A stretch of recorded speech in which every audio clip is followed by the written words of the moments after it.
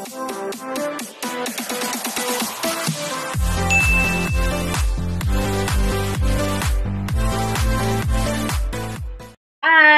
Welcome back sa akin channel. Babati muna ako sa inyo maupay nga gabi yung kararating lang namin. Pumunta pala kami ng SM. Guys, binigyan ako ng regalong mga grocery ni Shelo at ni Ramjem. Ito guys, ang pinamili namin. Thank you pala Shelo tsaka Ramjem sa binigay mo sa akin grocery. Yan guys. Lahat ng gusto ko pinakuha ni Shelo ng manugang ko. Lahat ng gusto ko. Pati guys, ito binilhan niya ako ng mga pampabeauty ko. Ayan. Lahat yan guys. Ang dami namin pinamili. Ayan. Ayan. May Jacob pa. Saka may mga pagkain pa. Hindi ko na nilagay sa lamesa kasi napakarami guys. Ayan.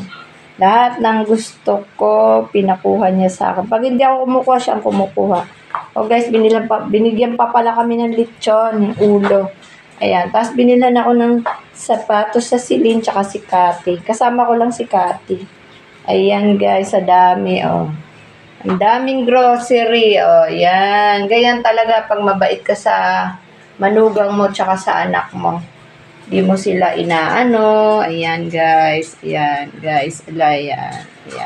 Ang sinasabi nga nila, pag may tinanim ka, may aanihin ka. Ayan, guys. Ayan, binighan niya ako ng mga grocery para daw sa mga kapatid niya. Ayan, para sa amin lahat. Ayan. Lahat. Ayan, mga baka, baboy, basta lahat binili ko. Pinakuha niya sa akin. Ayan, guys. Ayan. Ang dami. Ayan, may mga pa. Soft drinks. Ayan, mga choco-choco, mga paborito ng mga kapatid niya. Ayan. Kinuha namin lahat. Yan guys.